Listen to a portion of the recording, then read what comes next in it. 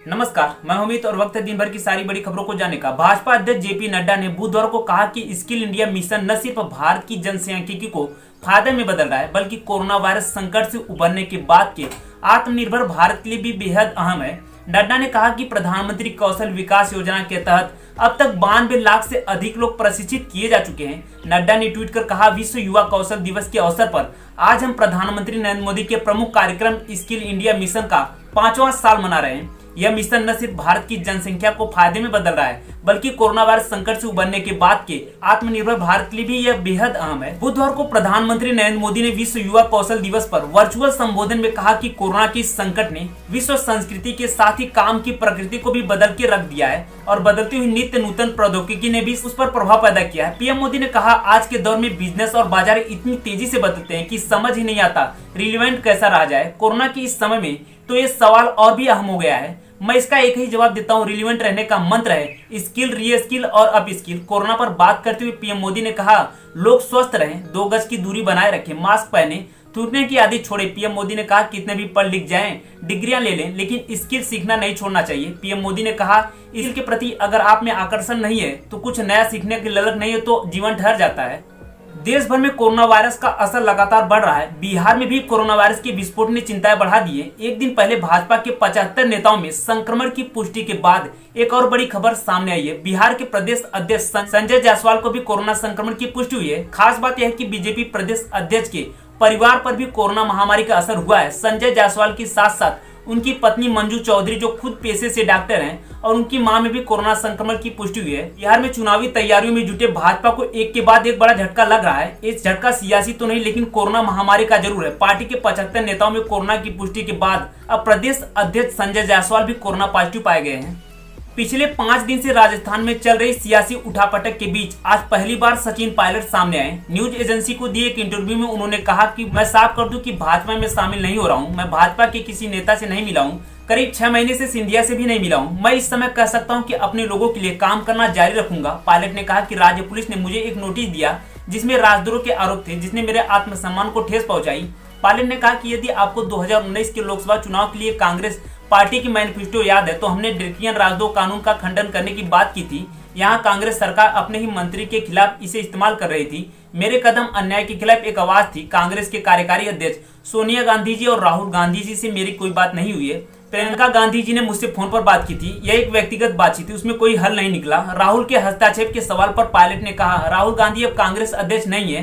राहुल ने जब से इस्तीफा दिया है, गहलोत और उनके कांग्रेस के दोस्त ने मेरे खिलाफ मोर्चा खोल लिया है। तभी से मेरे लिए आत्मसम्मान मुश्किल हो गया है। दुनिया के कुछ चुनिंदा देशों में कोरोना वैक्सीन का मानव ट्रायल शुरू हो गया है। जिन देशों में यह प्रक्रिया शुरू हुई, उनमें भारत का नाम भी शामिल है। भारत के अलावा अमेरिका, चीन, रूस और ब्रिटेन में कोविड-19 का वैक्सीन मानव ट्रायल के फेज में पहुंच चुका है। भारत की दवा कंपनी जायड्स कैडिला ने बुधवार को बताया कि उसने कोविड-19 वैक्सीन JY-CoV-D का मानव परीक्षण शुरू कर दिया है। कंपनी के मुताबिक ट्रायल के दौरान देश भर में करीब 1000 लोगों पर यह टीका लगाया जाएगा। कंपनी ने बताया कि पहले मानव डोज के साथ ह्यूमन क्लिनिकल ट्रायल के पहले और दूसरे फेज की शुरुआत हुई है। पिछले दिनों ही कंपनी को मानव ट्रायल की अनुमति प्राप्त हुई है। दुनिया भर में कोरोना का कहर लगातार बढ़ता जा रहा है। भारत में भी कोरोना के कुल मामले 9 लाख पार हो चुके हैं। वहीं 24,000 से ज्यादा लोग अपनी जान गंवा चुके हैं। इस बीच देश में 2 वैक्सीन को मानव परीक्षण के लिए मंजूरी दी गई है। पिछले दिनों ICMR के सहयोग से तैयार भारत बायोटेक के वैक्सीन और जायड्स के वैक्सीन को हरी झंडी दी गई थी। दूसरी तरफ रूस में वैक्सीन का ट्रायल पूरा हो जाने की बात कही गई है। राजस्थान के बाद महाराष्ट्र में कांग्रेस के सामने परेशानी खड़ी होती दिखाई दे रही है। महाराष्ट्र में सत्ता में शामिल कांग्रेस को अब सत्ता में बने रहने की चिंता सताने लगी। इसी बीच केंद्रीय मंत्री रामदास अठवाले के बयान के बाद सियासी हलचल और तेज हो गई है। अठवाले ने कहा कि कांग्रेस मध्य प्रदेश में सत्ता गंवा चुकी है और राजस्थान में भी गंवाने वाली है। उन्होंने दावा किया कि महाराष्ट्र में भी गठबंधन सरकार लंबे समय तक नहीं चल पाएगी। अठवाले ने कहा कि अगर सचिन पायलट और उनका समर्थन करने वाले विधायकों ने बीजेपी से हाथ मिला लिया, तो कांग्रेस राजस्थान में भी सत्ता गंवा देगी। पूर्वी लद्दाख के चुशुल में सीमा पर तनाव कम करने के लिए एक बार फिर भारत और चीन के बीच कोर कमांडर स्तर की बैठक हुई। जानकारी के मुताबिक मंगलवार को सुबह 11 बजे शुरू हुई यह बैठक करीब रात 2 बजे खत्म हुई। इस बैठक में दोनों पक्षों ने वास्तविक नियंत्रण रेखा पर चरणबद्ध तरीके से सेनाओं के पीछे हटने को लेकर बातचीत की। अधिकारियों ने बताया कि कोर कमांडर स्तर की चौथी बातचीत में LAC के पास गतिरोध को कम करने और सैनिकों को पीछे हटाने पर बातचीत हुई। सूत्रों के मुताबिक बैठक में कहा गया कि सीमा पर 5 मई से पहले की स्थिति बहाल होनी चाहिए। इसके साथ ही भारत ने चीन से मांग की है कि वो अपने सैनिकों को 8 किलोमीटर पीछे यानी कि फिंगर 8 के उस पार भेजें। चीन के सैनिकों ने अपने जवानों को फिंगर 4 से फिंगर 5 की ओर विस्थापित तो किया है, लेकिन अब तक इस इलाके में मौजूद रिज लाइन से सैन्य मौजूदगी खत्म नहीं की है।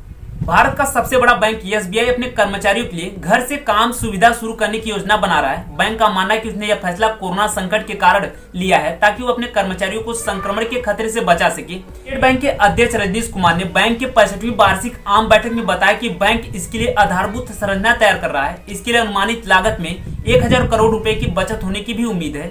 कोविड-19 के बढ़ते मामलों को देखते हुए करीब 1 दर्जन राज्यों ने अभी तक चुनिंदा क्षेत्रों में फिर से अलग अलग समय के लिए लॉकडाउन लगाया है। वहीं पूरे बिहार में 16 जुलाई से 31 जुलाई तक लॉकडाउन लगाए जाने की घोषणा की गई है। बिहार के उप मुख्यमंत्री सुशील कुमार मोदी ने ट्वीट कर कहा, बिहार सरकार ने 16 से 31 जुलाई तक लॉकडाउन का निर्णय लिया है। सभी नगर निकाय, जिला मुख्यालय, अनुमंडल और प्रखंड मुख्यालय 15 दिनों के लिए बंद रहेंगे। इसका दिशा निर्देश तैयार किया जा रहा है। उन्होंने कहा, कोरोना की न कोई दवा है न टीका है। हम सभी को चेहरे पर मास्क, तौलिया या रुमाल लगाना सुनिश्चित करना होगा। वो बता दें, सभी जरूरी सेवाओं में लगे लोगों को घर से दफ्तर जाने की अनुमति रहेगी। स्पोर्ट्स कॉम्प्लेक्स खुलेंगे लेकिन सबको को अनुमति नहीं मिलेगी।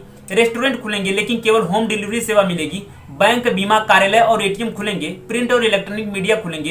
हॉस्पिटल, सर्विस, होटल, लॉज खुले रहेंगे। निजी वाहनों को अनुमति दी गई है, लेकिन केवल कुछ निश्चित गतिविधियों के लिए। माल ढुलाई को अनुमति दी गई है। औद्योगिक संस्थान खुलेंगे, लेकिन कोरोना से बचाव के बड़े कदम उठाने होंगे। केंद्र सरकार के निर्देशों के मुताबिक हवाई और ट्रेन सेवा जारी रहेगी। पूरे बिहार में टैक्सी और ऑटो रिक्शा चलेंगे। अस्पताल और इससे जुड़े सभी संस्थान, राशन, खाद्यान्न, किराना, फल और सब्जी, डेयरी और मिल्क बूथ, मछली की दुकानें खुली रहेंगी। आपको बता दें, इसी के साथ ये चीजें रहेंगी बंद। सभी वाणिज्यिक और निजी संस्थान, सभी शिक्षण, प्रशिक्षण, शोध और कोचिंग संस्थान बंद रहेंगे। सभी तरह के धार्मिक स्थल बंद रहेंगे। किसी भी धार्मिक कार्यक्रम की अनुमति नहीं रहेगी। सभी तरह के सामाजिक, राजनीतिक, खेल, मनोरंजन, अकादमिक, सांस्कृतिक कार्यक्रम पर रोक रहेगा।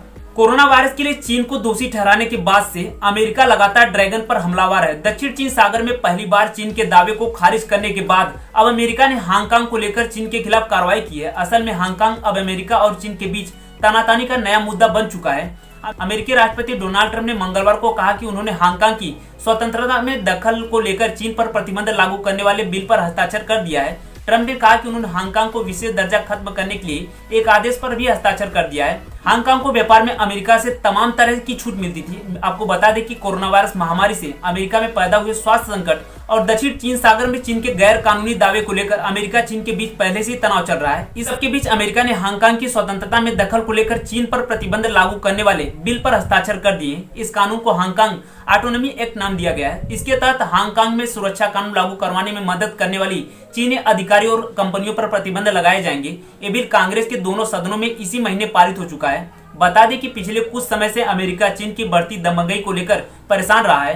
अंतर्राष्ट्रीय बाजार में चीन की धमक को कम करने के लिए अमेरिका हमेशा मौका ढूंढता रहता है। कोरोना वायरस ने अमेरिका को एक बड़ा मौका दे दिया है। इस सब के बाद भारत और चीन के बीच सीमा विवाद को लेकर जारी गतिरोध के दौरान भी अमेरिका ने चीन को खरी खरी सुनाते हुए अमेरिका सेना के भारत के साथ खड़े होने की बात कही है। देश की सर्वोच्च अदालत ने उत्तर प्रदेश के कानपुर गोलीकांड मामले में एक पैनल का गठन कर सकती है। शीर्ष अदालत ने मंगलवार को हिस्ट्री शीटर विकास दुबे और उसके साथियों की मुठभेड़ की निगरानी में जांच की मांग वाली याचिकाओं पर सुनवाई की। अदालत ने कहा कि विकास दुबे, उनके सहयोगी मुठभेड़ और 8 पुलिसकर्मियों की हत्या की जांच के लिए पूर्व न्यायाधीश की अध्यक्षता में एक पैनल के गठन पर विचार कर सकते हैं। सुनवाई के दौरान यूपी की योगी सरकार ने अदालत से कहा कि मुठभेड़ के समय स्थिति रिपोर्ट दायर करेंगे। अदालत अब इस मामले की सुनवाई 20 जुलाई को करेगा। आपको बता दें कि 2 जुलाई को पुलिस टीम पर विकास दुबे और उसके गिरोह द्वारा बिकरू गांव में हमला किया गया था। इसमें सीओ समेत 8 पुलिसकर्मी शहीद हो गए थे।